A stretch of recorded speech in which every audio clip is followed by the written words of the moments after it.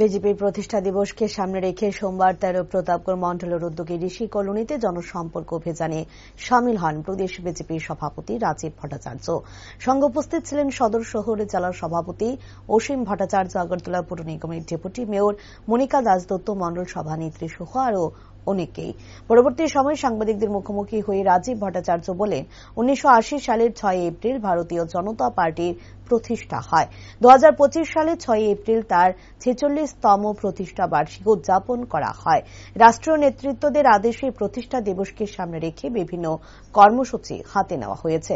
তার মধ্যে অন্যতম হল জনসম্পর্ক অভিযান। তারই অঙ্গ হিসেবে সোমবার বাড়ি বাড়ি জনসম্পর্ক অভিযানে সামিল হয় তারা। আপনারা সবাই জানেন যে আমাদের ভারতীয় জনতা পার্টির 1980 সনের 6 এপ্রিল ভারতীয় জনতা পার্টির প্রতিষ্ঠা হয়েছিল আমাদের প্রাক্তন প্রধানমন্ত্রী, প্রয়াত প্রধানমন্ত্রী অটল বিহারী বাজপেয়ীজির হাত ধরে, এবং গতকালকে আমরা তার 46তম প্রতিষ্ঠা বার্ষিকী আমরা উদযাপন করেছি।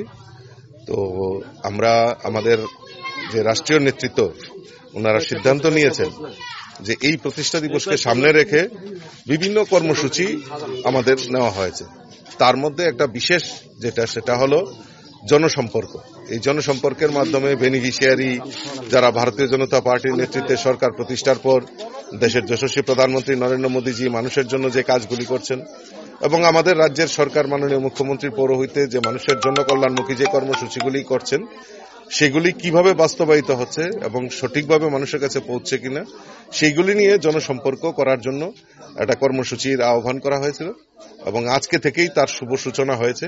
আমাদের সেখানকার রাজ্য নেতৃত্ব থেকে শুরু করে, কর্পোরেটর থেকে শুরু করে আমাদের জেলা নেতৃত্ব, আমাদের বিধায়ক বিধায়িকা, মিনিস্টার, সবাই প্রত্যেকেই এই জনসম্পর্ক অভিযানে অংশগ্রহণ করবেন, এবং তার আজকে থেকে শুভ সূচনা হয়েছে।